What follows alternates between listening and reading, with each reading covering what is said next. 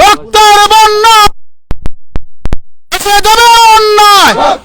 অন্যায় আমার সোনার বাংলায় খুনিদের ঠাঁই নাই, আমার সোনার বাংলায় খুনিদের ঠাঁই নাই, আমার সোনার বাংলায় আমার সোনার বাংলায় খুনিদের ঠাঁই নাই, বৈষম্যের ঠাঁই নাই, আমার সোনার বাংলায় আমার সোনার বাংলায় বৈষম্যের ঠাঁই নাই। দফা এক দাবি এক, শেখ হাসিনার পদত্যাগ, শেখ হাসিনার পদত্যাগ, দফা এক দাবি এক, দফা এক দাবি এক, শেখ হাসিনার পদত্যাগ, 1 2 3 4 শেখ হাসিনা গদি চার, উনি হাসিনা গদি চার, 1 2 3 4 1 2 3 4 উনি হাসিনা গদি চার, সি সি হাসিনা লজ্জায় বাসিনা, লজ্জায় বাসিনা, সি সি হাসিনা, সি সি হাসিনা লজ্জায় বাসিনা, উনি হাসিনার পদত্যাগ, এক দাবি এক, দফা এক দাবি এক, উনি হাসিনা পদত্যাগ, 1 2 3 4 শেখ হাসিনা গদি চার, শেখ হাসিনা গদি চার, 1 2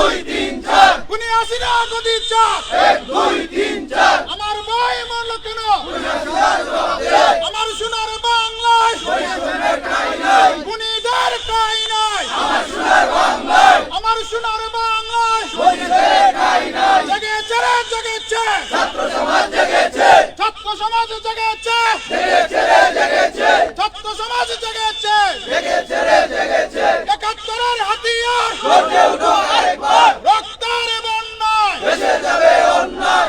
2018 সালে কোটা আন্দোলনের সময় আমাদের উপর এই সরকার বাহিনী গুন্ডাদেরকে লেলিয়ে দেওয়া হয়েছিল। এখন 2024 সাল, এখনো সরকার বাহিনী তাদের গুন্ডাদের দিকে একটা লজিক্যাল আন্দোলনকে নষ্ট করার চেষ্টা করেছিল। পাখির মতো আমাদের ভাই বোনদেরকে গুলি করে মারা হয়েছে এবং এই সরকারের যেই অত্যাচার সেটা পাকিস্তানি হানাদার বাহিনীদেরকেও হার মানিয়েছে। এখন কোনো আন্দোলন নয়, এখন কোনো সমঝোতা নয়, এখন কোনো আলোচনা নয়। আমরা আমাদের এখন এক দফা এক দাবি, এই সরকারের পদত্যাগ চাই। আমরা ছাত্র সমাজের পক্ষ থেকে আমরা বলছি, আপনি অবিলম্বে দেশকে মুক্তি দেন, আপনার দরকার নাই। ছাত্র জনতা ঠিক করবে আগামী বাংলাদেশ খারা চালাবে। আজকে বাংলাদেশ সব শ্রেণী পেশার মানুষ একই মোহনে এসেছে।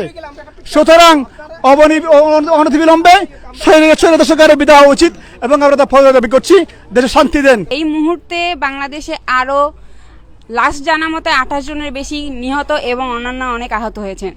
এবং আজকে সকালে যেটা জানতে পেরেছি সেটা হচ্ছে সুপ্রিম কোর্ট থেকে ডিরেক্ট গুলি, ছাত্রদের উপরে যে ডিরেক্ট গুলি করা যাবে না সেই আবেদন খারিজ করা হয়েছে। এটা কোন ধরনের নীতি আমি জানি না। আমার মনে হয় আমাদের সবাইকে ইন্টারন্যাশনাল মিডিয়াতে এই জিনিসটাকে আনা উচিত, যেন অন্তত ইন্টারন্যাশনাল চাপে এই আবেদন খারিজ করা না যায়।